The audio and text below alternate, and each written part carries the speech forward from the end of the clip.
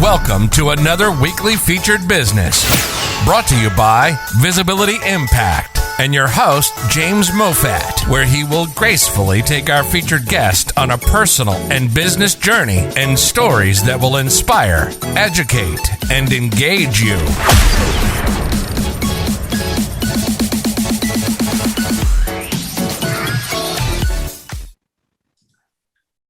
Hello, and welcome to another featured business brought to you by Visibility Impact and your host, myself, James Moffat.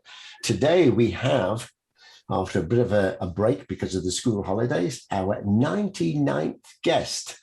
So Gavin Sher. Sher? Sure. Sher. Let's get these names right. Gavin Sher. So Gavin, you are our 99th guest. So we're one away from 100, right? So before we kick off the show, as normal, we have Emily, and Emily's going to sing a song today. And over to Emily. So just tell us the song you're going to sing, and then we'll put the camera on you. I'm going to sing a song that I really love, but my pianist, when we have a concert tonight, we're singing this song in the concert. She finds it very cheesy. So you'll have to tell me afterwards if you think it's cheesy or if you think it's romantic. Maybe tell us a bit about the concert so we can plug that as well. So the concert is it's tonight. I'm singing, and my ภิ𝗧𝗓, she's not here, but ภิ𝗧𝗓 is my pianist, and it's in a restaurant this time. So we're doing songs that are a little bit more mellow, not quite so dramatic and showy. Yeah, it's in a Vidi by the lake. There's a restaurant on the lake called 𝗬𝗘𝗔𝗖𝗛, an Italian restaurant, I guess. And yeah, it'll be there. Are you getting someone to video it? No. You should, because all of this adds to promotional work that you can go to another restaurant and show them what you've done. Yeah, I mean, we like my friends video with their phones, but nothing. Yeah, but I've seen some of those, and that are quite amateurish. I mean, if you could do something and create a portfolio. 𝗘𝗔𝗖𝗛𝗞 piano. That's nice. Yeah, just a quick tip on videoing. Maybe Gavin can also jump in here. Well, most people, when they video, they hold their phone like this. Oh, yeah, I know. It should be horizontal. Yeah. Because if you look at most screens and things and movies and whatever, it's this way around, and it's easier. I give you a hint. You make your videos. One camera should be landscape, the other should be like this because of the different, for example, when you play it on YouTube on the mobile, on YouTube on the screen. That's also a good point. You should actually make two videos for the same landscape and then spread it to the social networks. And that is a very good point, because most people might watch it on their phone and then they want to see it horizontally vertically rather than horizontally. Yeah, that's true. So get two people to video. Mm-hmm. Right. With anyway. little investment, I can give you tips later. You can set up environment. But the thing is also for the restaurant. I mean, to encourage more people to come and say, well, we have a singer. And here, I mean, it doesn't have to play the whole thing, but 30 seconds or something of you singing. Yeah. Then it's great. Anyway, so Emily, what song are you going to sing today? So I'm going to sing Perfect by 𝗓𝗔𝗖𝗛. Oh, very nice. I like that. Well, I like it too. I don't think it's cheesy. I call my wife, she likes as well. So Yeah, I think it's perfect. All right. Okay, Emily, over to you. Okay.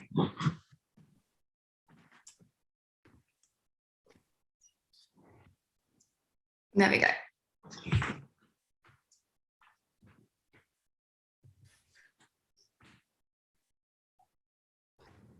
Is that okay? All right. it's perfect. Okay.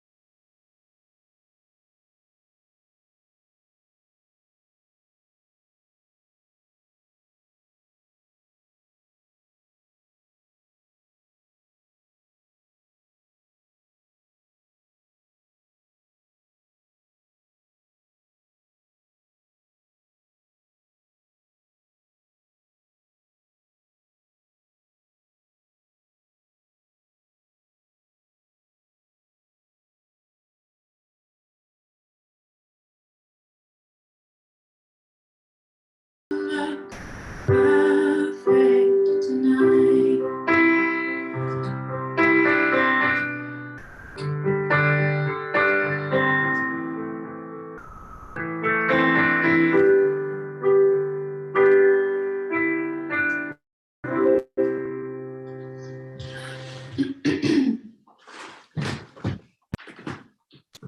Bravo.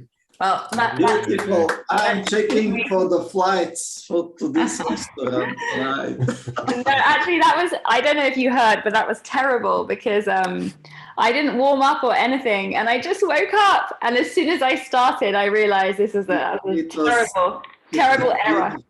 Actually, I thought the opposite. As soon as you said the first few words, I mean, that really hooked me.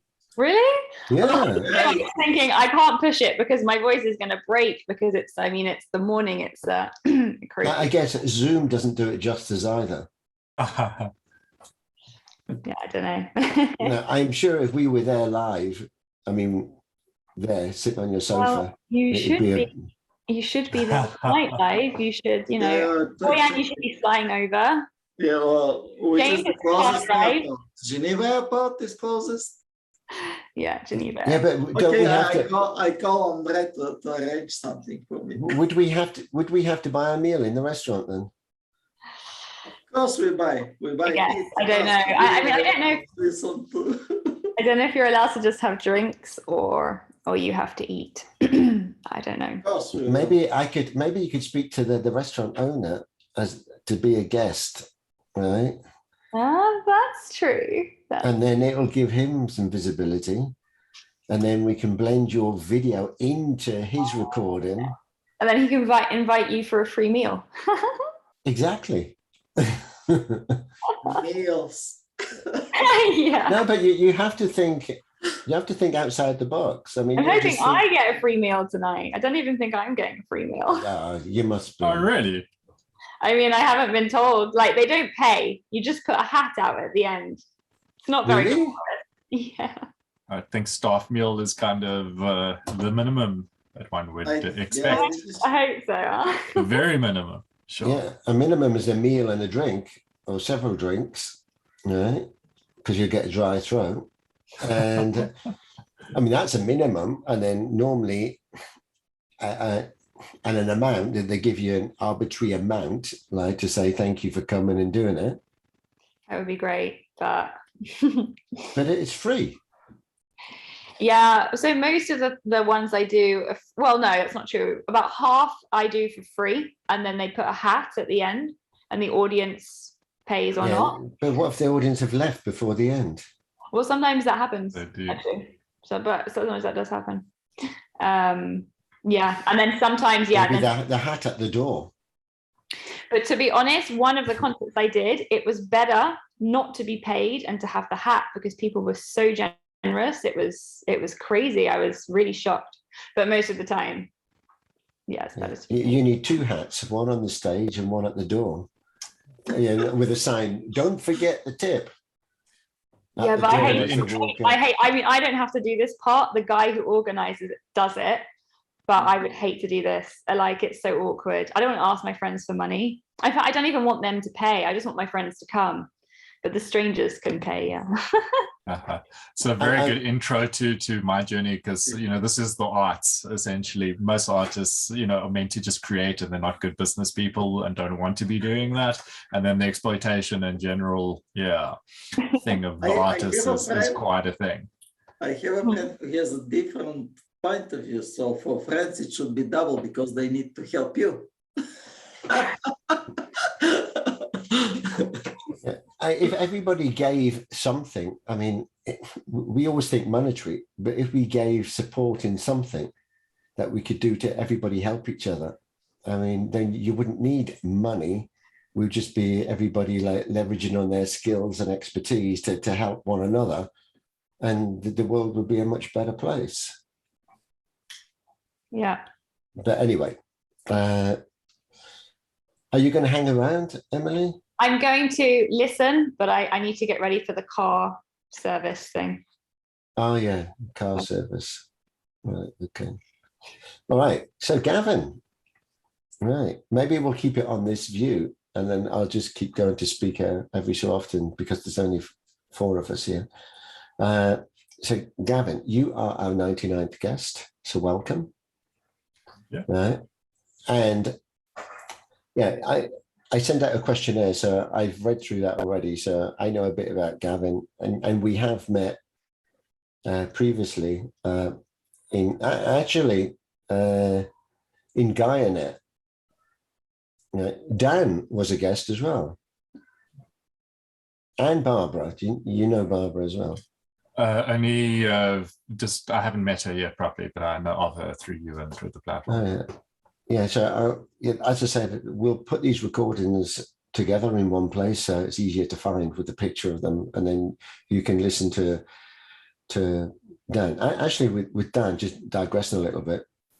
Emily couldn't make it, and I said, Dan, do you sing? And he said, no, yeah, actually, I sing and play the guitar, which I didn't know. So he actually did the intro. So he sang and played the guitar. So Gavin, do you sing or play the guitar or anything? I do both, yes, actually, and I play the shakuhachi flute. Yeah. Yeah. I mean, I used to play guitar. Yeah. Just for the record. Yeah, I did play at school, but that was many years ago. So what is the flute you said you play? Shakuhachi. It's a Japanese Zen flute. do you want to actually? Have you got it there to play? I mean, not right next to me. It's downstairs. It's retrievable. Yeah, well, if you want to play, just so we can get. Yeah, I'd like to hear. You want me like now? You want me to go grab it? Yeah, we'll just talk amongst ourselves, right? Okay. Let's take a sec. Emily, do you play the flute or anything wind instrument? I play a bit of saxophone. Ah. Yeah. Okay. The tenor, but I mean, I'm learning. I don't play it well yet. I mean, it's okay. It's quite an easy instrument, actually. So. Yeah, actually, a few of the guests play instruments. If I look back, maybe we can create an orchestra. You know the guy Andre Schneider from the CEO of the airport. He was in an orchestra. And you remember that? And had a huge orchestra in Germany, and he went around the world playing. So there's lots of connections with people just on the music side. Yeah. But I mean, an orchestra on Zoom will never work because of the timing difference. Yeah, also, exactly, with the networking. Also, I don't know about Zoom audio quality, and this particularly is a breath meditation, and it generally takes a while to find your flow and for the instrument actually to warm up with the breath. But one can give an impression.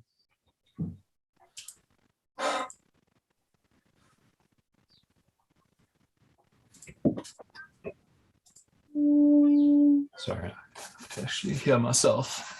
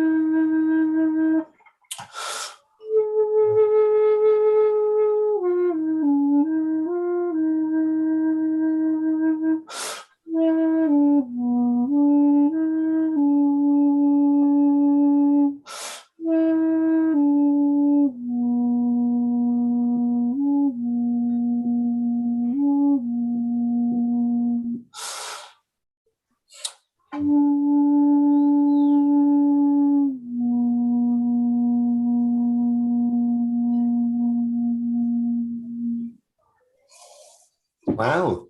Oh, so nice. It makes me feel so relaxed. Yeah, actually, as soon as you started doing it, I don't know why. I just thought of the movie Avatar. I just kind of made me zone out and feel like I want to, I don't know, close my eyes and just, I mean, it's very relaxing. Very nice. It is that sort of instrument. One needs time also to get into it, and it takes a little time to find, as I was saying. So actually, if you wanted to do it properly, it'd be like a 40-minute, an hour sort of meditation session where it is a sound healing as well for the audience. So yeah, no, that definitely would help me meditate. Something like that. Can you type in the chat the exact name of the flute? I want to Google it. But this is bamboo. yes. And how many holes does it have in it? It's got 5. It's got the 4 in the top and 1 in the back. Oh, it's not what I realized actually. Wow. And it's got no mouthpiece, so that's the Yeah, it looked. Challenge is that's the mouthpiece. Are you blowing across it like if you blow a bottle? You have to kind of create the hole with your lips. So it's very hard to actually get a sound from. Most people take a long time. It's like doing like this. Yeah. Yeah, and Boyan plays his hands. Well, I also know football tips and tricks, but And the holes, is it the same as like a recorder, kind of? I've never played recorder, but I assume so. Yeah, I mean, there's a little bit of flexibility with the holes because a lot of possibilities for sound by just lifting your fingers slightly, or you can make a half note on some of them with. Okay, so it's not the same scale. Like it's not the normal scale, or like a CD. You know, I'm not a musician. I play music, but I'm not a musician. And the theory and scales and things, I never really had the time to learn. Okay. I can't tell you exactly what scale this is. This was a friend's ceremony for 𝗘𝗔𝗖𝗪𝗧 made it. He actually made all my flutes and he gifted it to me. It was the first one where he got it, his proportions exactly right. And so I don't actually know even what scale it is. I never remember. we have similar in Bulgaria. I send you, it's called 𝗘𝗔𝗖𝗪𝗧.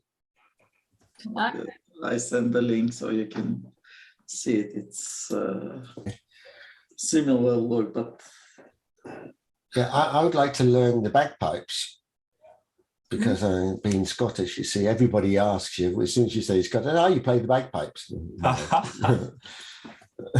They just assume that you eat haggis and play bagpipes. we call them and drink a lot gaita. of whiskey.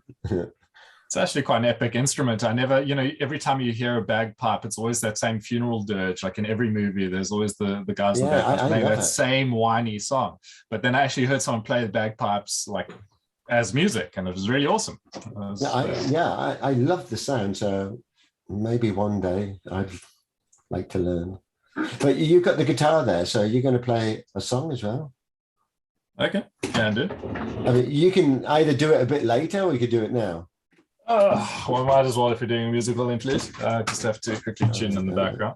Okay, but you're going to sing as well? Sure. Okay, excellent. Yeah. Emily, you have a competition. Actually, what we could do a Zoom special. Band, featured business band.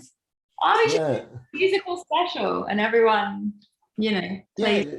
You know, like we did the Easter special, the Christmas special, we could do a music special, so kind of a busking kind of thing, right? And then everybody that's been a guest that plays an instrument or sings, takes a turn. Would that be good? And if you don't, you can play the triangle. Yeah, exactly. Close enough. I'm going to have to again. Well, I can just have that as well.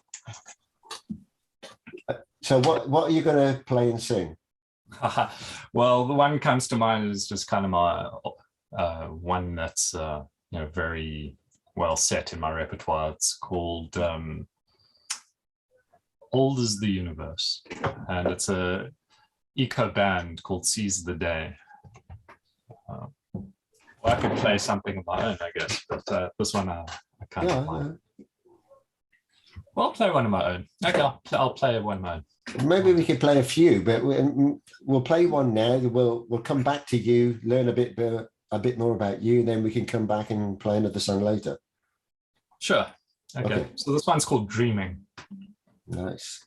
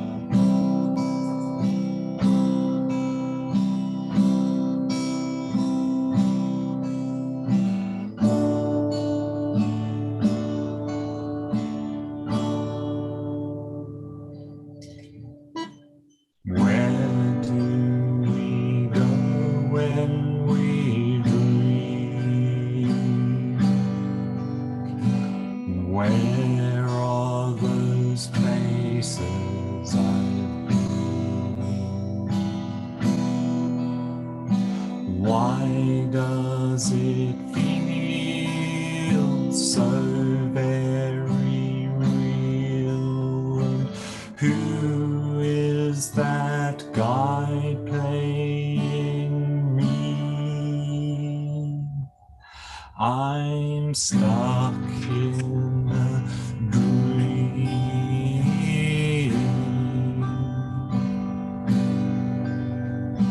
fighting things unseen,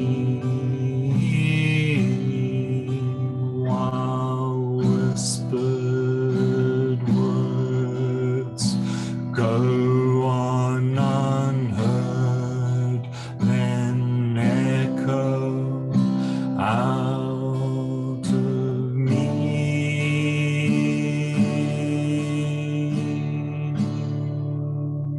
It's loud and it's bold.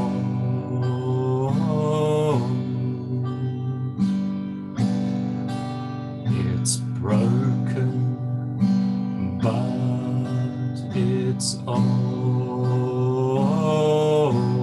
like a heretic in drag or a line dancing hag, as she gets into the flow. Oh, oh, oh, oh, oh, oh, oh. Where do we go when we dream? Where are those places I've been? Why does it feel so very real?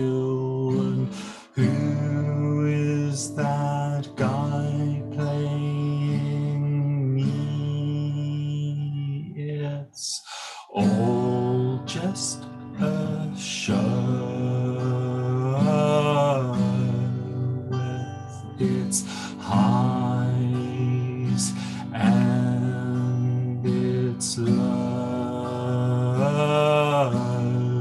and the days are but stories passing by in their glory, and the players have their moments, then go. Oh, the players have their moments, then go. Oh, oh, oh, oh, oh, oh, oh, oh. Where do we go when we dream?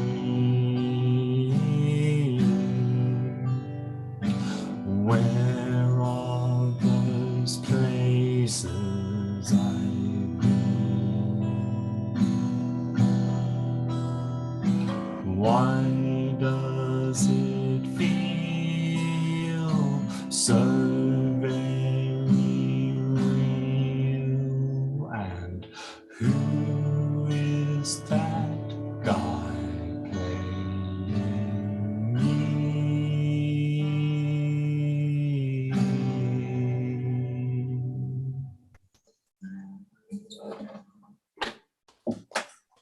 Bravo. Very nice. I issued the same disclaimer though, also just recently waking up and voice would warm up and so forth. Definitely is true. That thing. And I'm not professional enough to just kind of be as good as Emily when I wake up. Yeah, I admire anyone that writes their own songs and sings their own songs because it's not an easy task. So this is something you wrote? Yes, a while ago. I've only got 2 that I actually wrote because I just wanted to figure out how to do it. And then I figured out because my musical journey was very slow. It's always been just kind of chipping away in the background. Okay. So when did you kind of get into music then? It's always been a passion. I picked up a guitar for the first time when I was 22, but I also didn't have a musical education. My parents didn't really, they weren't musical in any way. But and I didn't really hear much, as a kid growing up, I just had like Radio 5 in South Africa. It was like this one kind of pop top 40 sort of thing. Never heard any music I really enjoyed until I was about 18. And then suddenly a whole world opened up and I was like, I got to be part of this, So growing up, what type of music did you like or do you like? It was generally like kind of singer-songwriters, rock and grunge and folk that got me first, kind of blues guys. Pearl Jam was the first band I heard that I ever actually liked, and a little bit of Nirvana, 1 or 2 songs, and then from there it was Bob Dylan and Bill Leonard Cohen and some of those older singer-songwriters. But today it's very, very, very, very, very broad. I like music from everywhere, but this has to be really good. Yeah.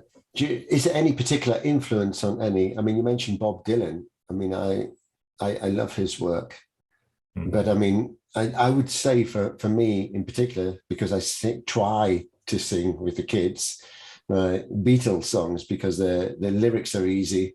And they remember them, and we can also play around with the words. So for me, the biggest influence is probably Beatles songs. For me, Dylan's definitely up there, and so Leonard Cohen and Johnny Cash, like kind of the classic singer-songwriters I really love. So I'm a writer myself, so lyrics, words, when it's a great story, that always gets me. So Emily, because you're very young, I mean, is your influence more the kind of the later kind of pop scene, or is it older stuff as well? My influence, I say a lot of my songs are very like Adele, because they're all very depressing. Heartbreak and all this, which is very similar to Adele. And I think I take a lot of inspiration from Ed Sheeran, because they both tell stories, and their song, both of them write quite romantic or depressing music. I really like it. But I love the older music. I love even like really, really old music like Frank Sinatra and stuff. But I don't that's not my style of writing at all. I love listening to it. But I was going back to I found some old records when I was a kid, like Peter and Gordon and stuff like that. I mean, some really old stuff I'd put on. I mean, these are the days you had record players, and put it on and then it would play with it scratch. But I actually, talking about that, aren't record players kind of coming back? I see them in. I really want to buy one. But I want one with that kind of sound, like it's from the 1950s. No, exactly. Like a modern sound. Well, you need the records that still got a bit of dust in them, right? So you can hear that scratchy kind of like dusty noise when you turn on the amplifier, you turn it up and you hear before it started, like because that is the atmosphere, the feeling of the song. Even before it starts, you can imagine like it's kind of setting the ambience of the song before it's even started playing, because you can hear the kind of that scratchy noise. And I've heard they've tried to introduce that back because people miss it. Yeah, exactly. This is And what I think, yeah. I think certain people miss it of a certain age. Right? I mean, I know we're digressing a bit, but it's kind of relevant. Someone said about recordings, you used to get those cassettes you used to put into a recorder that you'd have, and then you'd watch Top of the Pops, right, on a Thursday night or whatever it was on TV. And you wanted to record the song. So you put your cassette in and you try and push it down, and then get it in. And then if you had a fancy recorder, you'd have a plug-in microphone that you could put near the speaker of the TV. And then when that song came on, you have to hold two fingers down, like, to do the recording, and then switch on the recorder on the microphone. Do you remember that? Or is it way too old for you? Like? Okay, forget that. But I mean, if you showed someone like a cassette or a floppy disk or a record, I mean, I used to have lots of different vinyl colors, and they were very collectible. Probably in my mum's loft somewhere, there's still a record collection, but they had pink vinyl, green, brown, all sorts of different ones. I remember being the first when I lived in the UK, the first in Newcastle, right, where we lived as a kid, to buy from, I think there's a Virgin record store, I was into the Sex Pistols, and I bought the first picture cover, 7-inch of, I can't remember what it was now, God Save the Queen, I think it was. And yeah, probably rare now. I don't even know what that is, but I loved these, and you could stack them up on the record player. And then one dropped, the arm would come around and play the next one. And anyway, we digress. I could talk all day about this, but forget that. So Gavin, you are our 99th guest before we go off memory lane on my stuff. Right. Did you grow up with, records, vinyl records as well? So my parents weren't very musical, so it wasn't a big part of our life, but my mom certainly had her vinyls, but it was mostly like classical stuff. Yeah. Things like that. Yeah, I'd like to get an original one, not a copy of a record player, but the original record players. So Gavin, anyway, over to you. So Gavin, you tell us where you are now and where you were born. Okay, I'm in South Africa in the Western Cape at the moment, just outside a small town called 𝗬𝗪𝗪 which is about 3 hours from Cape Town. And I'm staying on what's called the 𝗬𝗪𝗪𝗪 Dam, small holding here. It's pretty rural. I bought a plot just 15 minutes away in a small village called 𝗘𝗔𝗖𝗛, and that's where I'll be moving. I've just submitted building plans in the middle. I'm kind of in a waypoint between the town, 𝗬𝗪𝗪𝗪, and the village, just kind of halfway. And it's a beautiful place to be. It's nature. There's a mountain range just behind the lake, and very, very, very nice, quiet sort of rural living. Wow. So the fact that you bought this plot of land, where you are now, it's just a temporary place, and you're going to build a home or something there? Yes. I've been in this temporary place for about a year because we're looking around. I was waiting for the right property to come available. Which it did. I bought it at the beginning of the year. It'll probably only be built by the end of next, so it's kind of an intermediate. Right. So this will be with a bunch of people on your own, or with a partner? Just on my own. No, just my own. Actually, when I left Cape Town, I left with my ex, Hannah, who I was with about 5 years. We were living together, and when we decided to leave, we left looking for a place together. But we wound up splitting just a few months after we decided to settle in this area. And so now it will be on my own, and it's kind of off-grid sort of community that's kind of forming in that village. But it's an interesting village because essentially in the past, the 𝗘𝗔𝗖𝗛 and the 𝗧, the first people here, used to do a pilgrimage route between Cape Town and Plettenberg Bay along the garden route every year that go from the one to the other. And 𝗘𝗔𝗪 means paradise, and it was midway, and it was one of their stops. And when apartheid happened and the settlers happened and they couldn't migrate anymore, one large band of them settled in 𝗘𝗪𝗪. and made it their home because it had everything they needed. It had all the water, it had all the food, everything they needed was right there. And it remained that way all through apartheid, and it became, under the apartheid law, designated a coloured village. So they maintained possession of their land all the way through, which is actually quite unique because most folk were dispossessed under apartheid. And then after apartheid, the economics of the place got worse and worse and worse. So this recently, say 10 years ago, they opened up a section of the village for sale to other people to generate income and to bring people with more means for jobs. And it was still quite a rare thing for people to move, but then the COVID thing opened it up. And suddenly, over the last 2 years, people like me are coming, and it's a very diverse, very interesting community. A lot of us know each other from festivals in the past. So it's like kind of a permaculture, semi-spiritual, people all on the fringes, very artistic, very bohemian, but lots of skills, lots of very dynamic, interesting people. People also have maybe built businesses and retired to, grow their veggies and live somewhere closer to nature. It's a very wild place. So is it not dissimilar to kind of what 𝗪𝗓𝗧 also achieving with the new world, the new earth, or whatever they call it? There are these emergent communities. There's an emergent wave, I think, to community across the globe that 𝗪𝗓𝗧 sort of tapped into, and certainly it's something that is happening in a very different, very emergent form here, but less getting away to create your own little eco community and more coming into something that will be very interesting, because those dynamics are very challenging. There's lots of poverty, there's a drug problem in the village, like quite a bad one, because we've got a kind of a crack form called 𝗘𝗔𝗖𝗛, which is incredibly devastating and incredibly addictive and drives people to crazy. But it's, every town in South Africa has this. There's always like a town or a city, and then there's these townships around that have congregated.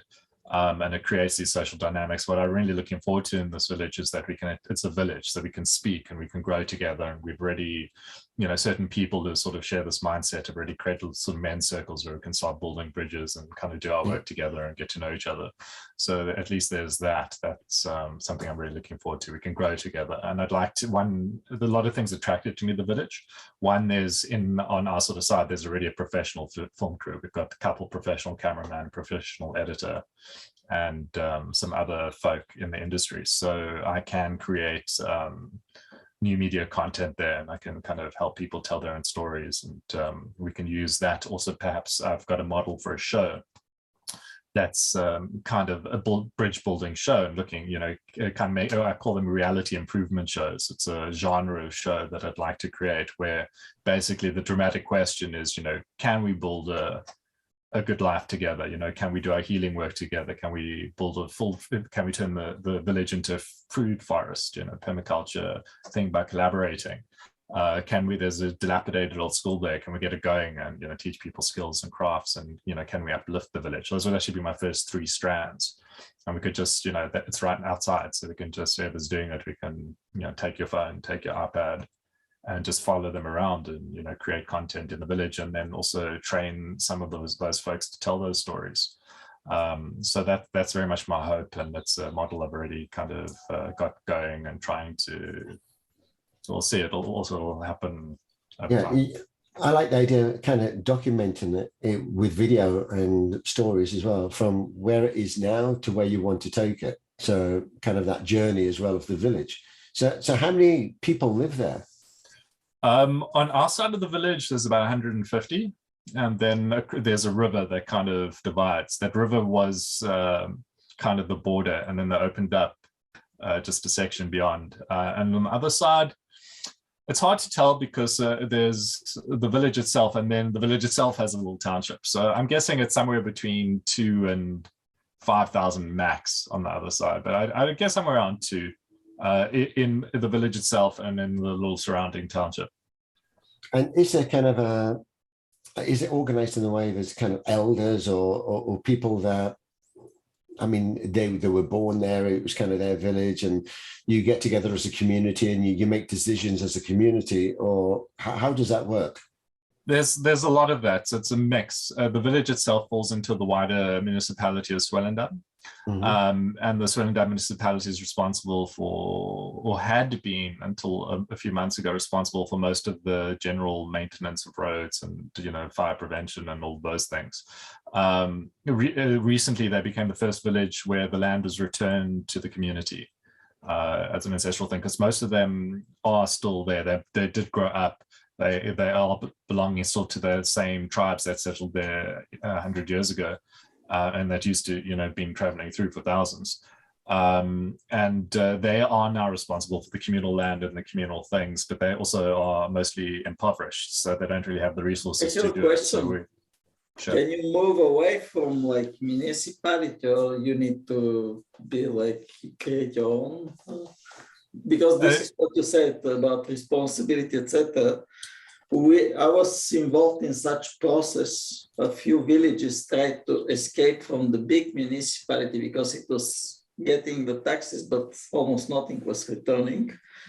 There was like a voting, etc. But at the end, they broke it. It was not able to.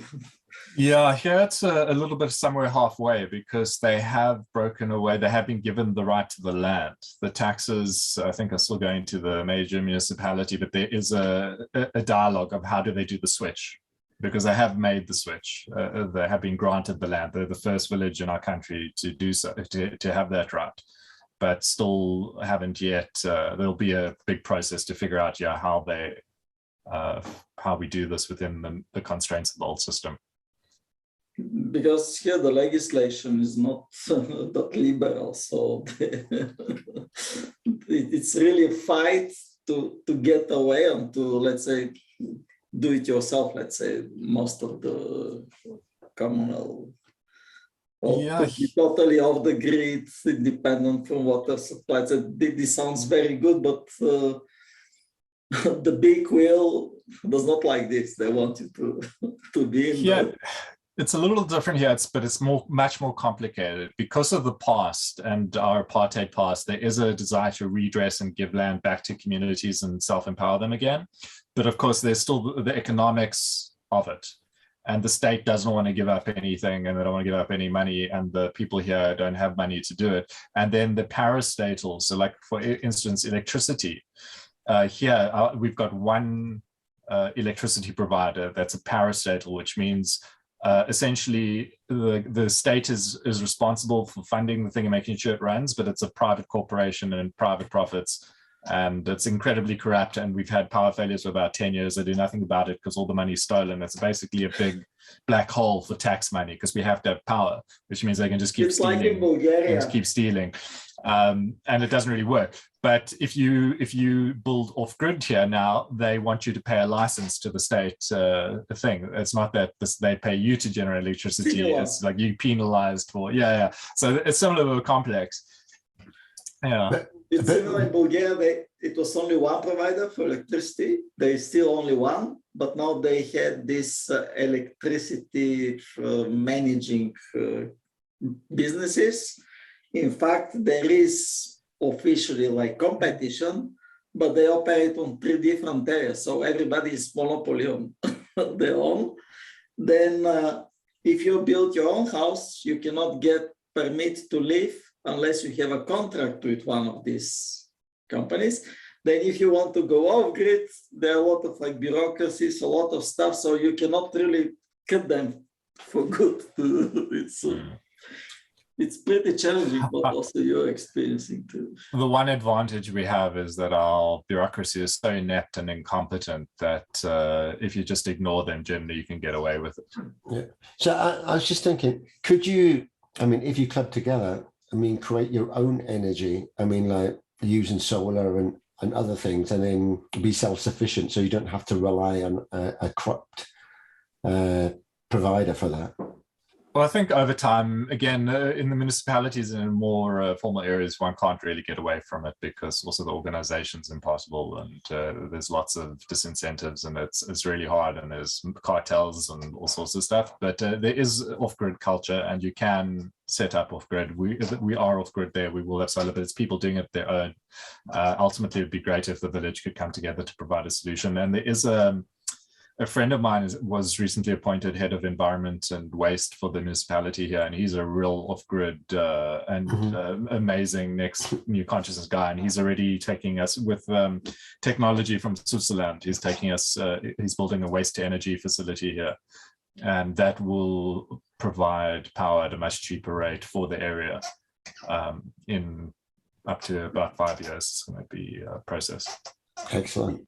They changed in Bulgaria, but for example, if you put on your roof like solar panels, now they make it a little bit more simple, but a few years ago, you were considered like your power plant yourself. So you need to plan and to report and in the same format that the power plant is doing. So it's a bit crazy.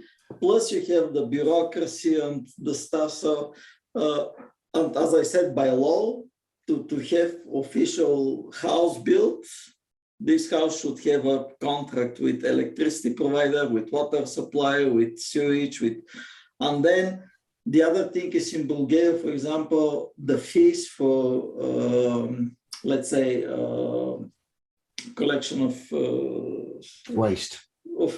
Yes, it is a percentage of the value of the house, not actually.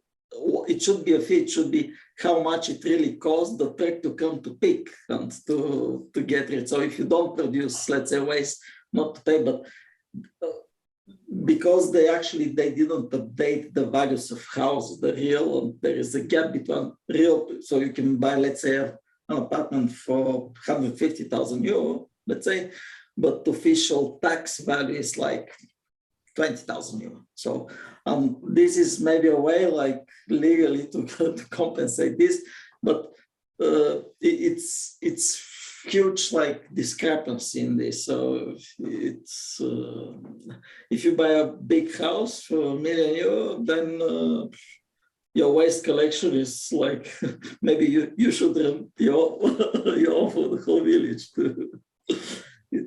There are some tricks legally to bypass this. So you make like a direct contract with waste collectors, companies, etc. But still, it's not normal, and they keep it like this because it's okay. So they really get a lot of money from the population, and they live on this. The bureaucracies. This is the blood for the bureaucracy. Yeah, so Gavin, you said, did you buy a plot of land or you bought an old property? No, I bought a plot. It's an empty plot. It's about 1 acre, and I just left to build on it, but there's nothing really on it. Right, it's beautiful soil. And you can get planning permission to build a house on there? Yes, All right. It has to be off grid because there's not actually a grid available, which is great. All right. Okay, and I mean, with the community there, I mean, you mentioned others there, like with the video editing and other things and storytelling that you're doing. You could make a living. Well, I'm not, I mean, with a show like that, I mean, it could be a model, and I could certainly, there's many ways to make money off a show like that, because, you know, shows are really a nexus for capturing attention and selling things to people. That's always been the business model. I mean, one doesn't have to sell them evil things, but it's, you know, it could be a wellness brand. It could be, you know, all sorts of things that tie into that. But my income is kind of multi-stream. So, I mean, recently even, you know, I'm in film. And quite recently, I got the opportunity to have a breakthrough into Hollywood, and I did a job for Morgan Freeman's company, Revelations Entertainment. Wow. And that journey I've been on for 20 years, you know, and more. It's always been my journey. So I can do screenwriting for people anywhere in the world while I do a show like that. And I've also got my Simply Well-Written business, which is a storytelling company for conscious organizations and endeavors that are trying to make a difference. So, you know, those will be my kind of bread and butter things. But it's interesting, particularly in this moment, I'm being called to various things, and opportunities arise, and thank God now we can all work online. So it doesn't matter as long as I have internet connection, just like you, I can do a job for anyone anywhere in the world. But I just do, I've spent 20 years in the local industry, so I've kind of got my networks and reputation here, so I can do anything in film here. I mean, there's nothing we can do here. There's nothing in Hollywood can do that we can't do here. And the industry is kind of at my disposal. So if I want to create a show of any sort, I can do that. And really, I have in mind a nexus of shows. Like new media has been my passion, because it used to be that, if you want to reach 100 million people tell a story, you put in a film. But now anyone can create a show. I mean, here you are, you're sitting in your thing, and you've got a show. And in a sense, it's a combination between video and radio, but it's a show, and it's changing, and you can have an audience as big as you can capture. So now we don't need to spend $100 million to make a film. That's why I actually got into film, because I want to reach a mass audience. But then a few years ago, I was kind of realizing, well, I can do it in so many different ways, and there's so many interesting things we can create with people right here. And if you just have a crew who can make it professional, then you can compete, just in originality of story and concept. And we have so many unique stories that haven't been seen, because we're not America and we're not Britain, but we do have a different world here, a different reality, and the stories are amazing. I mean, what people live through in Africa, it's a whole different paradigm of reality. And it's amazing what people go through, the stories you find here. I mean, look, this is actually true of everywhere, because the kind of stories that make it to screen aren't. I mean, life's much more interesting than our films would suggest. But yeah, I'm very excited because I have that ability. I've kind of mastered the storytelling aspect, and training people and trying to find a group of storytellers who I can get many more stories with, because I can come up with stories much quicker than I can write them, is also part of my life goal.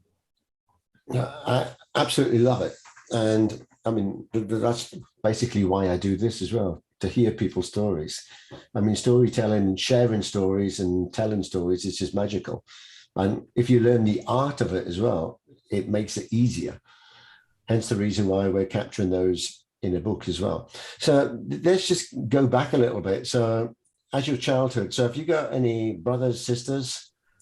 I've got an older brother who's just under 3 years older than me, and a younger sister of the same age gap. And then I have a half sister from my dad's first marriage. She's about 12 years older, lived in Israel while I was growing up. Didn't really get to know each other much because of the distance. Okay, but you were born in Johannesburg. I was born in Joburg. Yeah, I lived there till I was about 26. And then I went down to Grahamstown for my master's, and then off to Canada for film school, and then to Cape Town to build a career. All right. And here. I mean, I flew into Johannesburg, although I didn't stay there. And then we went on a family trip to the Kruger Park. So we stayed in different campsites around the park for 5 days. And then we took the garden route to Cape Town, which was very nice, and stayed in Cape Town, went across to Robben Island, yeah. And did the tour of the prison and where Nelson Mandela was. And I liked Cape Town. I thought that was nice. So I was there 14 years. It's become a little bit too busy for me. Like energetically, I'm quite sensitive in the noise and the overdevelopment and stuff. It was time for quiet. And you go to build a business, to build a platform too. I think that's why everyone goes to the city. Otherwise, But would you? I mean, I think you have just yourself. I mean, dozens of stories to share. I mean, from a childhood. I mean, from Joburg. I mean, that was not an easy place to live. Yeah, no, certainly. Yeah, my dad was killed when I was 18. Then a hijacking. That violence was part of life. That was there's a mentality there that's also very aggressive. Sorry to hear. Yeah, so I mean, that itself, I mean, you probably got just your own stories, let alone other people's stories that you want to share. I mean, will you create these into a book or a video or a documentary, or how do you plan to do that? It's very interesting. I mean, we spoke earlier. I don't know what the general vibe is on your show in terms of guests and things, but I'm a very spiritual human being, and I know you share that. And stories, the storyteller in every single indigenous culture was a shaman. And the stories that you inherit, or the stories you get to tell, are very synchronistically, they come. And it's not often, and I don't think there's often going to be a time where in my own life I'll tell my stories necessarily. It's like, especially in film, you're called into a story and you're there to serve the story, and it can be your story, it can be someone else's story, it can be some blend, it can be a historical story, but the stories that come. The last full screenplay I wrote was last year, was for my partner Bruce McDonald here, and it turned out to be based in Joburg, and it was based on a real story of what at the time was a kidnapping with the highest ransom ever asked, which was in the 60s. And that story, that I got to tell that story called on a world I knew. It was set in the Jewish community. I'm Jewish, and I knew my father. It was like kind of my father's world. It was those characters from where he grew up, and I didn't have any choice in I didn't ask for that project. It was offered to me, but as soon as it comes, I know why I'm writing it, because it's definitely a story that I can tell. But it's the same, whatever comes, there's a reason for it. And so I don't know about my own personal stories. I don't feel called to do that. I'm trying to, my quest in life is to imagine new stories, new consciousness stories of humanity in a new way of being, because you'll know very well that the hero's journey is kind of archetypal story, but the hero's journey is essentially the story of human suffering. It's how we are brought, how unconscious flaws are basically brought to consciousness through suffering, as the world kind of, shows us and beats us and brings us to a place of surrender, to that moment of death at the end of second act before we're willing to change. But you can consciously, there are other ways for humanity to grow and learn. I mean, that story archetype's there because that's our model for reality, but it's the model of suffering. There is a conscious engagement one can have with reality to grow without suffering, but that hasn't been reflected in our archetypes. It's not part of our stories. So trying to live a new story is kind of my journey, so that I can tell a new story, a new type of story, to develop a new archetype of story. So that's my ultimate goal. So was there, growing up as a kid and coming from how Jewish were you? As in kind of quite strict, or just that your parents were Jewish, or because that can have a massive influence as well. Yeah, South Africa is a bit unique in that respect as well, because growing up, we had the most observant community in the world, and probably still do. And it was a mix. 95% of Jews here came from Lithuania.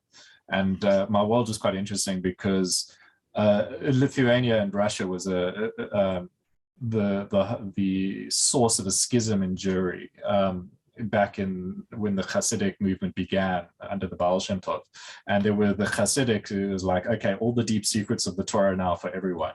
And it was a joy path to God. And then there was called the Miznagdim, which literally means resistors. And they were headquartered in Lithuania. And they were the descendants of the temple priests. And they were very strict in this. No, that's only for the people to study Torah for 40 years. They can teach these things. And they all went to South Africa. So that's kind of we grew up in that sense where it's very, very much the way it should be done. You should do it proper. But my dad wasn't really particularly interested in that. You go to, that's what should be happening, but it's not necessarily what we do. It's like there's that thing and you respect that thing.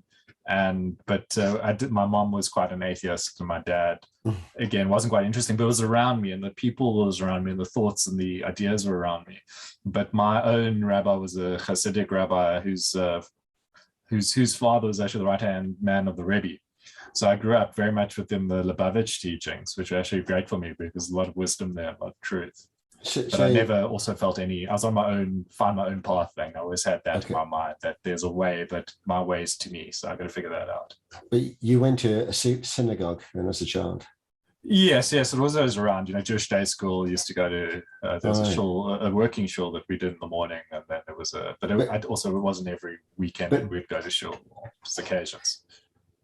You said your mum was kind of became more of an atheist after that. She was always an atheist. Yeah. She was third generation South African. All right. So when your parents married, it was more that kind of the Jewish influence was from your father. Yes. But it's also just from the community, because it was still it was a communal and culturally Jewish. But so your mum kind of came into that community from the outside. Not entirely, because yeah, she's still, you know, like in most expat or Jewish communities around the world, it's very tight. They, you know, especially in apartheid, because there's still lots of racism. So it's very much Jewish community took care of itself, and whether you're religious or not, you're Jewish. You know, you work together. Okay, so growing up then as a kid, I mean, now, I mean, the spirituality part, I mean, did you feel that then when you were growing up, that there's something different? And it wasn't necessarily the religious route that you wanted to take, it was more the spiritual route. At what point in your life did you feel that I want to focus more on spirituality rather than religion? Well, it was always there for me from the get-go. It was a very intuitive thing, and actually drove my journey almost entirely, because reconciling myself to that, is there God? I had to answer that personally first. And what does that mean? And then what does that mean in terms of how I act and behave? So I studied philosophy of religion and ethics, but even as a child, I was reading Plato and reading philosophy and trying to understand spirituality from many directions and trying to understand the basic ethics of being. Yeah. Did you follow anyone in particular? I mean, when you went on this route, I know, I mean, we talk about a lot of the answers and everything are within already. We just need to dig deeper in ourselves. But sometimes you need some guidance to know where to start looking. So did you follow any particular groups or people? I was always very eclectic. I always am, I thought. I like to take perspectives everywhere and see what, you know, take from it what resonates and discard what doesn't. But initially, growing up till about 20-ish, it was the Kabbalistic work, and I would go through Kabbalah and Judaism, those traditional sources, and philosophy, because those two things aren't actually distinct. I mean, Aristotle's Ethics is still, to this day, the best spiritual book I've ever come across, save now the 𝗔𝗢𝗓. So it was that I went on a very shamanic path, like plant medicines became a massive part of my journey and still are. And then later, it was around 35, I guess, I came across the 𝗔𝗢𝗓. And so when it came to, okay, now let me pick something that is a teacher or a lineage or something to stay in, to dive deep, it became the 𝗔𝗢𝗓. So I've been working with that for 7 years, 8 years, 9 years, somewhere now. And well, it's 2014, so that's... yeah, 2014. So yeah, 8 years. And now I'm a 𝗔𝗢𝗓𝗏's guide as well. They've got an international organization. It's an amazing set of teachings, but I'm always very eclectic and doing my own thing, but it's nice to have some and that's fine. Yeah. Yeah, we've had a number of guests that, I mean, maybe it's me picking them, but I mean, have that kind of spirituality kind of background and are pushing more into that, because that is the essence of who we are. And yeah, your business and whatever can change, but the way that you feel about humanity and the planet and everything else is more the connection with your consciousness and your spirit, basically. But anyway, let's just take a look at growing up as a kid. So you mentioned, I mean, here in the notes, you're quite sporty, and you enjoyed reading, sports, films, spirituality, learning. So sports, I mean, you look pretty athletic. So I mean, kind of what sports did you do? Oh boy, it's a bit of everything. You know, in South Africa, you kind of do everything. So people at tennis courts grew up playing tennis, liked squash a lot. But then you do all the school sports. So it's, you know, soccer and rugby, and I was sucked at cricket. I enjoyed rugby. That took through to university, and I did fencing. That was like kind of a passion in school. I really enjoyed that. It appealed to my imagination. I like the action of it. It's fun. It's a quick one, but I haven't played much. I wasn't a massive sports person. It was more, I enjoyed it, and it was more social. But for me, it was really reading and watching movies. I kind of knew also from a very young age what I wanted to do. So I spent most of my first 30 years as kind of like a hermit monk with books, music, and movies, and just. So what types of movies do you like? Good ones. The only ones I don't like are horrors, but otherwise cross genre. You know, but especially now, there's very few movies I can watch. I don't watch films at all now. Just the stories are so. It's so hard to find one that appeals that I don't spend the time doing it. But in saying that, they've got the new Avatar movie. I haven't seen it yet. No, I haven't. no, In fact, it wasn't even that. I heard, but I hadn't. I haven't checked it out. Yeah, I don't pay attention. So. I did like. I mean, when I first watched the first one, I wasn't so deep and connected as I am now. So I kind of, a lot of the stuff it's just fancy Hollywood stuff. But now I've rewatched it.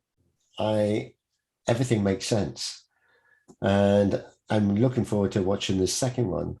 So I don't know if that would be better or different or whatever. But I kind of fancy that, particularly over the last few years of all the changes that we've seen. What is the movie going to be like? So, yeah, I've got very little hope for it because also I know the systems that they're coming out of. So like also the new Matrix, I was so like, oh God, they got a new Matrix. Okay, this is going to be interesting. And yet when you watch it, not only is it not interesting, but you can see the storyteller basically saying we had a contract with the studio and we had to keep making the same movie. And it's super boring and stupid, but here it is because we had a contract and we have to do it. So let's talk about kind of the filming stuff, because you're very much into film. So when did that start? That was always from like 10, 12 young. I remember sitting watching like SABC when I was 6. It's our local broadcast and going, fuck, I can do better than that. It's like terrible. I was wondering, like at 6, I was wondering, who makes this shit? Yeah. So you mentioned about Morgan Freeman. Yeah. So how did you break into, you've done script writing or anything already for Hollywood or well, I have now, but not when we last spoke. So for me, trying to also get across that bridge in cultures, because it was a big part of my journey as well, because I only have a South African passport. And from the time that I was kind of leaving university, they started to kind of close borders. Like you used to be able to get a working permit from anywhere in the Commonwealth to go to the UK. And my brother did that. But by the time I was ready to do that, it was closed and they didn't allow that anymore, that 2-year working default thing. And then as a filmmaker, everyone's got their own starving filmmakers. So there was no way to get across. Like one has to actually kind of make a film that makes massive amounts of cash before one gets invited over, sort of thing. And even then, maybe a few of those. But my journey worked very differently and the COVID thing helped. So in the local industry, there's not that many people here who have really crossed those bridges, but synchronistically one crossed my path, a guy named Bruce McDonald, and he was a top commercials director from the time he was 22, and he made his first feature film about 10, 12 years ago. It's called The Perfect Wave, and it's a faith-based film with Scott Eastwood in lead. It's Clint Eastwood's son. And then he made his second film called Samson's Biblical Epic just before I met him. So he had just actually finished it, hadn't been released yet, and he'd been given funding from our National Film and Video Foundation, who I work for, to develop his third feature, which is called 𝗪𝗪𝗪. And he needed an editor. Every person who is assigned government funding for development has to have an NFVF editor on board. So I've been working for the government, I have been working for them for about 8 years. I'm on the funding panel here and I do development, and I teach writers how to write and how to actualize the story that's in their mind and heart. And when I met Bruce, there's an instant connection, sort of a deeply spiritual guy, and we immediately got each other, and I wound up writing that film for him. And he had been partnered with Morgan Freeman for about 5 years on another project. And he has those contacts. He's a member of the Directors Guild of America, of which there's only 500 members at any given time, including your Spielbergs and Lucases. And, it's a very, very elite club. And after I worked with him, he tried to kind of open that door for me. And it took 5 years because Morgan Freeman's company's got about 200 odd people, and his one partner used to be the head of Paramount and Lakeshore, and there's a lot of voices basically, and they don't generally work with people they don't know. And Hollywood is very tight. It's very much relationship based, and generally you have to be in LA. Like until now, you've had to be in LA, and even still, you have to be in LA. So it was actually quite miraculous. My work is of a unique quality. I have really mastered that. I've spent 40 years basically developing myself to be someone who can tell stories. Like I can create a world-class movie very quickly, anytime on any subject. So they did bring me in. This was my foot in the door thing. I just developed an outline. 12-page outline for them in a character Bible, but they were very happy. And we'll see. But for me, it's more symbolic, because always people will come. It's kind of a frequency shift. You've kind of opened a door, and you're on a new place in life. And what comes in will be what's right in its own way. And these film also is very slow. It took 5 years of him just to get the opportunity. And it is always about 5 years to make a film. But I've got a couple others that I have worked with Bruce that are also kind of about to be funded or somewhere in the process. We had a deal with Sony last year that then fell through politics after we got a yes when we were in legals. So, the work's good enough, but film's always politics, and it's always drama, and it's always challenging. So if you ever go into any filmmakers' stories, there's always like a lot of this happened and this happened and this fell through and this fell through and this fell through and this fell through, and then suddenly this break happened, and I seem to be somewhere there, but time will tell. I wish you great success with that. So yeah, did you ever get to actually speak with Morgan Freeman, or is that? No, I've been dealing with his head of non-fiction development, actually, a guy named 𝗬𝗢𝗪, who's a PhD physics from Oxford. Interesting guy. Yeah. So have you got any screenplay stuff that you can share? I mean, can you share it, or is it kind of the property now of whoever you do it for? It's always the property of whoever pays you to do it. Yeah. All right. Okay. So, but is there something that we can look at that would say that you wrote this? That it would be something that you could link us to, that we could see that?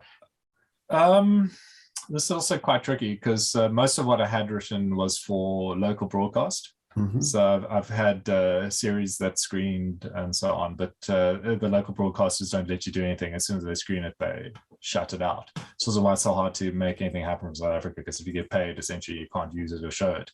So there's very little that I could show you. There's very little at this point in my career that I could show you I could, unless I actually shared files with you, because obviously I've got those shows. But also, the problem with South African TV is that they don't do justice, because the budgets are terrible.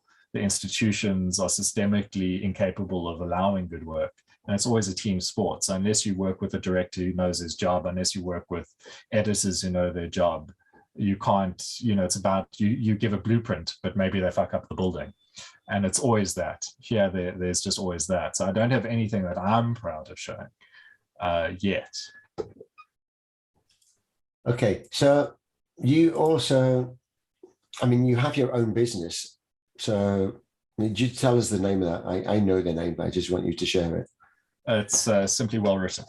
Right. And what was behind that? Did that come before, or was that kind of in the middle of this, or where did that come? It was after, because also in South Africa, it's almost impossible to make money as a screenwriter, to actually make a professional living wage as a screenwriter, because it's exactly that arts thing. If 100 people do it for free, then capitalist economics says we're not going to pay you much to do it, especially if you're a monopoly and don't care about the quality of the content and just have to fill in air. So, and when I met Bruce, I thought finally finally connected with someone who can help me actually make that leap. And then we had a thing with, the same film went through Netflix, MGM, and then Sony just fell through.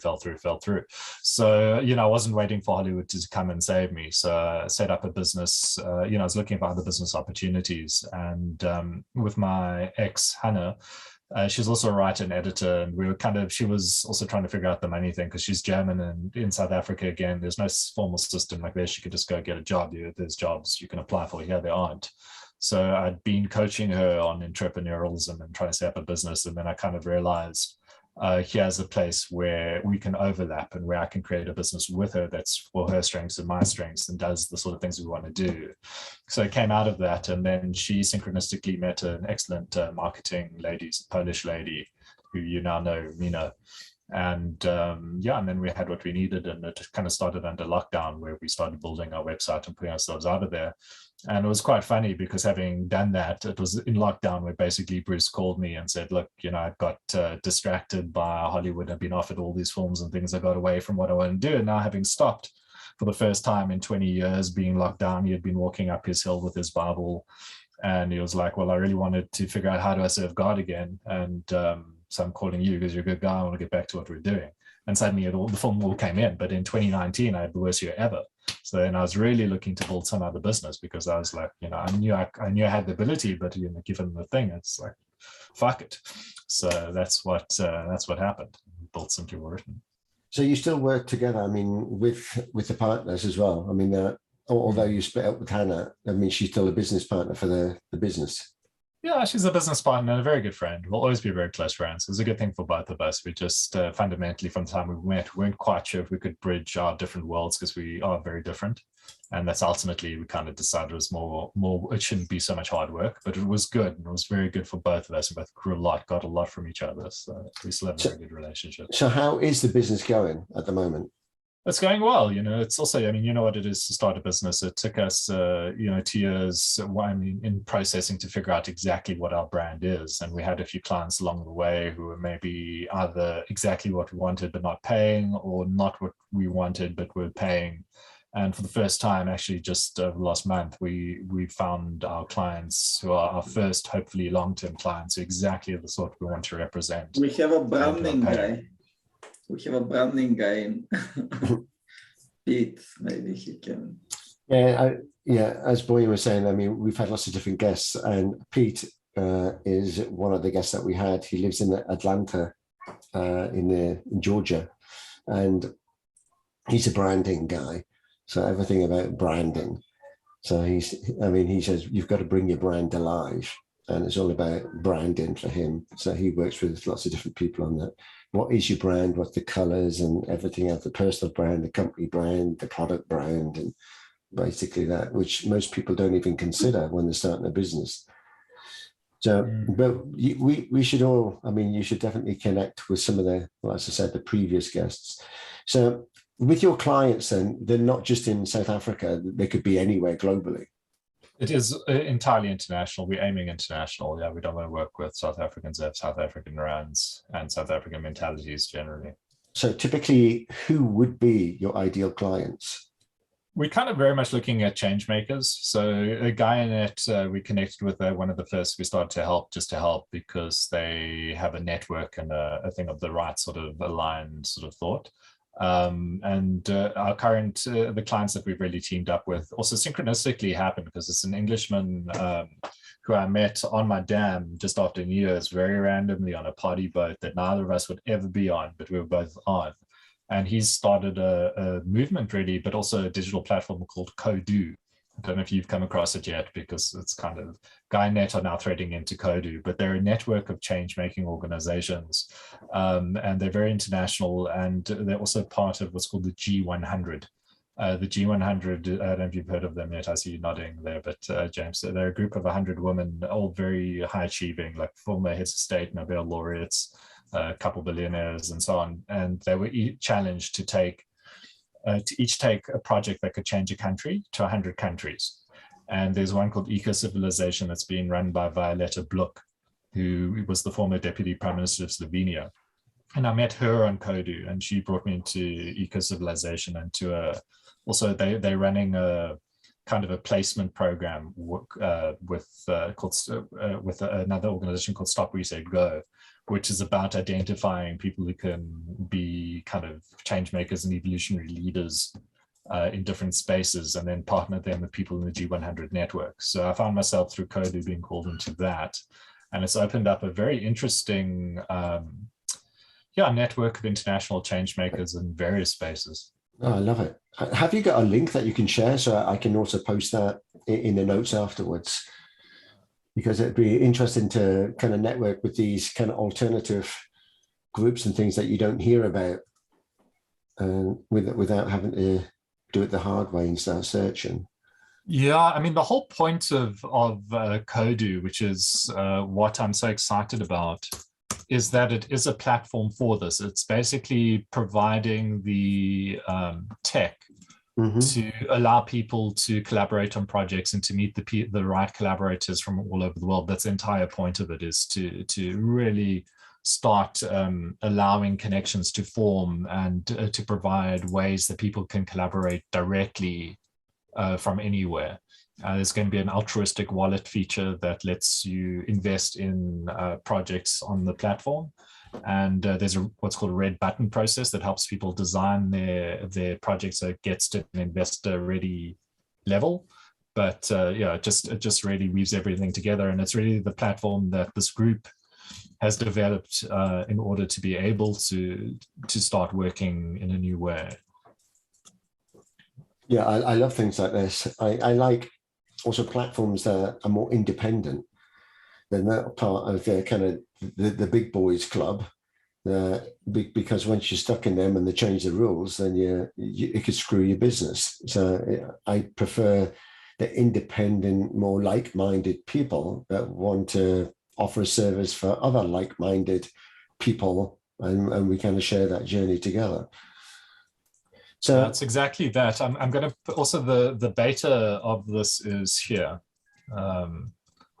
It's probably not even considered properly beta yet, but it is being launched actually also in Switzerland at the end of the year. It's also a platform for what's called liquid democracy. Mm-hmm. And they're trialing it now in Switzerland, some environmental party or something at the end of the year. Mm-hmm. Yeah, a lot of these, I mean, it's good for people to be made aware of, because there's probably tons of great platforms out there that people would not even know that they're there, not even know where to look. So sharing those. So yeah, with now we're kind of gone over the time anyway. As I said, this can go on forever because we get digressed and we talk about other things. But anyway, from your journey, I mean, you shared a fantastic journey already, and you told us about your career, about what you're doing. So would you say that now where you are you comfortable in your life and where it's going, or is there something else that you feel that you need to achieve yet before to reach actually your goals? No, I'm very, very happy with where I am in myself. I mean, I kind of had understood organically that whatever comes later will be the fruit of my being. And I spent my first 40 years really cultivating myself. So I have, I think, in myself everything I need, and I've built my networks and my expertise, and it's all kind of now unfolding. So I'm really just excited to see where it goes. So if is there any message that you kind of want to leave the audience with, and the viewers that are going to listen to this afterwards? Kind of... Yeah, I say that because there's normally something I like to inspire people, and being on a journey, it can be quite difficult. So if someone was venturing out, or someone was kind of your former self, like as a younger version, what kind of advice or inspiration would you give them? Sure, I feel you. I guess my nutshell from my journey is kind of been a journey towards embracing the beauty and power of not knowing. Because I wanted to know everything. I had to understand everything in order to figure out reality. And then obviously you realize as an older man that you not only that you can't, but that this is a ride and it's a story and it's unfolding, and all the joy in the story is in the not knowing. That's what makes mystery and surprise and play possible and growth. So that thing of also really surrendering to the beauty of that life is a perfect journey, and to just allow it. That's been my thing. So for me, it's really is, surrender to the mystery. That's why my 3 things is writer, storyteller, and student of the mystery of being. I actually changed that on Medium to lover of the mystery of being, because I love the mystery of life and I love what unfolds. It's amazing. So yeah, surrender. That's my one-liner. Yeah, I always say that. I mean, it's kind of an old cliche. It's not about the destination; it's about the journey. Because when you get to that destination point, well, what's next? So the destination, maybe you never actually get there, because it's the journey that's the magic. It's the journey of getting to where it is that you want to be, and then when you're there, what's the next thing you want to get to? So that journey continues. Sometimes you get on sometimes you get on the wrong train.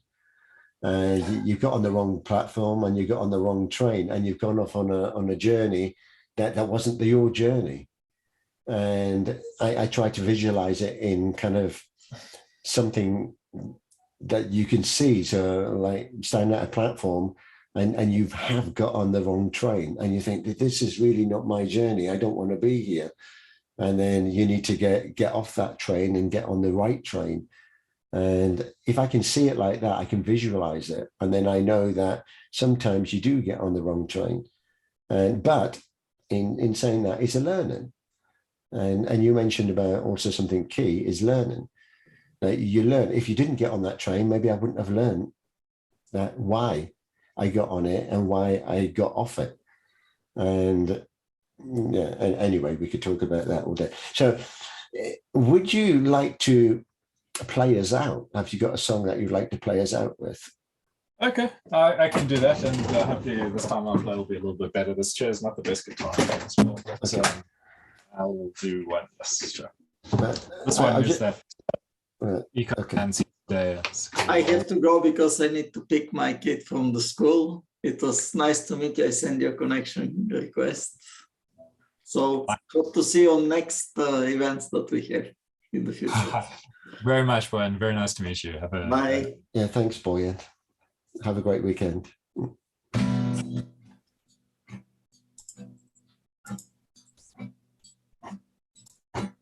Here's a little history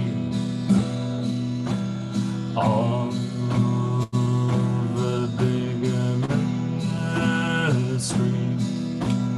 I have written this story into my song. If it isn't what you're used to, I hope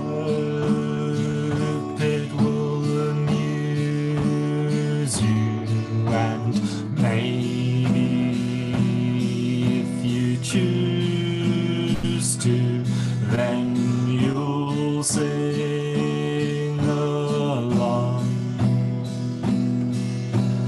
It goes, I am as old as the universe. I've been here before, and I'll be here again.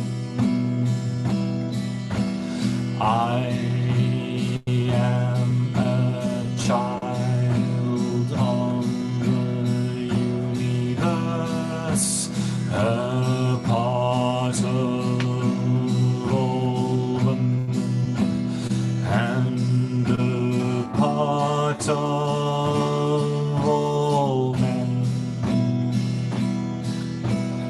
Once upon a sometime, and once upon a somewhere, and once upon a somehow, there was a big bang.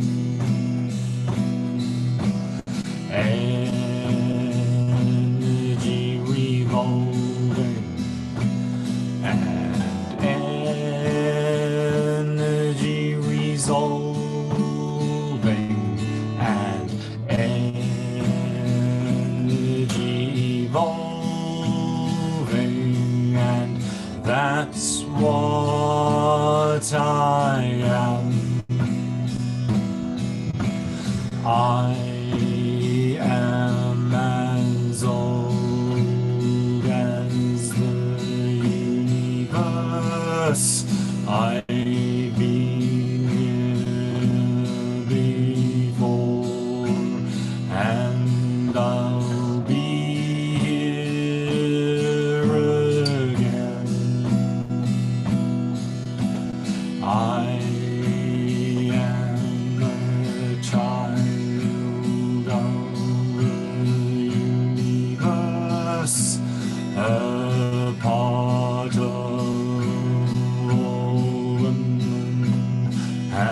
and a part of all men.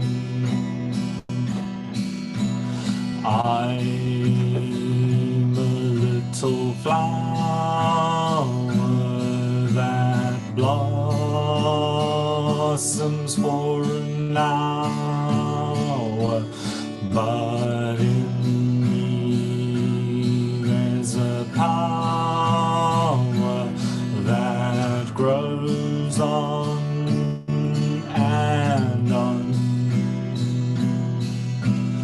Power in the roots of me, power in the shoots of me, power in the fruits that will pass my seed on.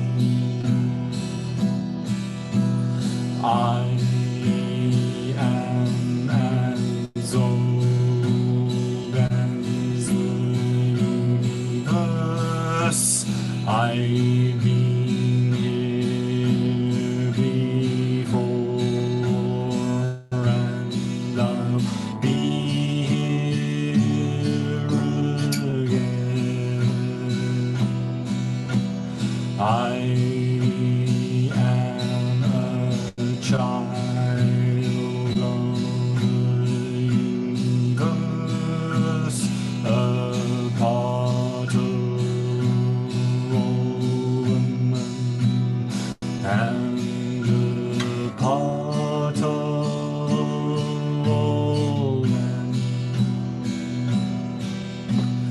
I am not a nobody. I am not a somebody. I'm a cell in one body, filling all space, and all I ever could be, and all I ever should be, and all I ever will be is here in this place. I am as old as the universe. I've been here before, and I'll be here again. I am a child of the universe, a part of woman, and a part of all men. Nine, nine, nine, nine, nine, nine, nine, nine, nine, nine.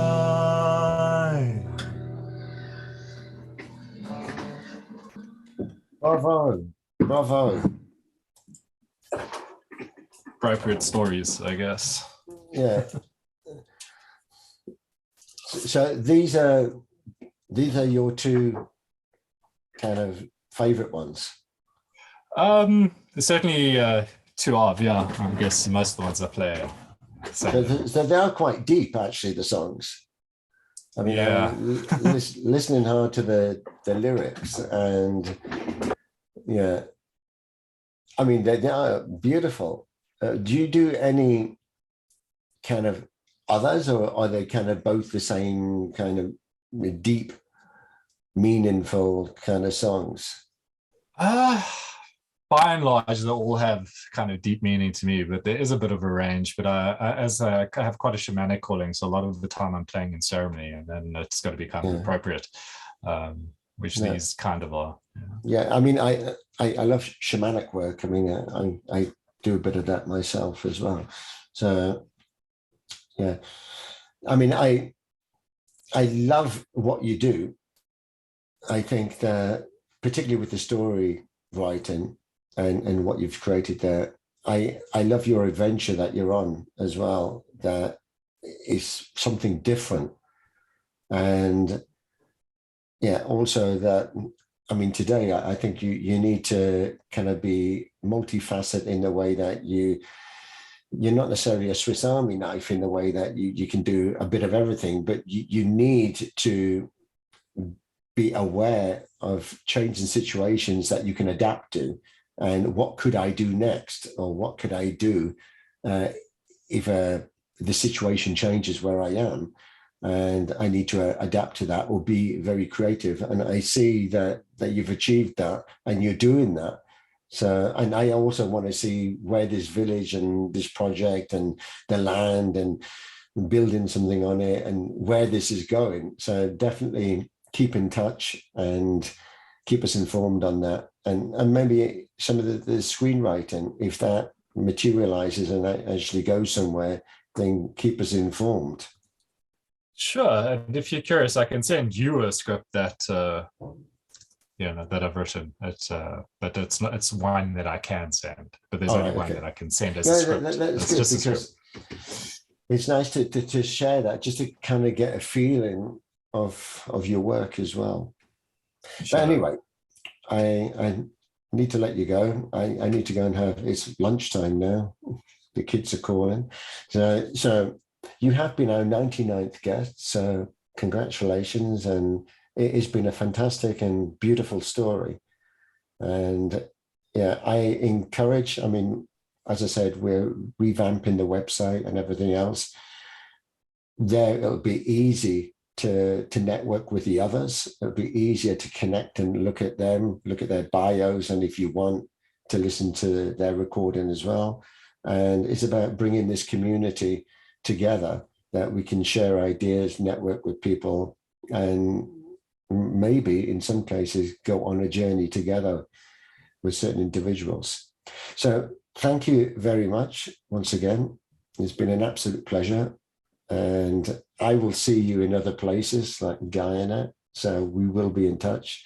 And you've given me links as well. So I will share those links. And once I've edited this, I'll make it available, and I'll send you a copy of that. So thank you so much. It was a lot of fun. Yeah, appreciate it. Yeah. I mean, it's great fun to actually do, because we get to know each other better. We also share that experience with others, so they get to know you. So it's not just about me and you talking, which is also great, but I mean, sharing that experience with a wider audience, and they can connect. So thank you once again. I do wish you a wonderful weekend. And as I said, I'll share all of this once I've done the editing and everything. Oh, thank you so much. Enjoy your lunch. Yeah, you're welcome. Thank you. Good day. Thanks. Cheers.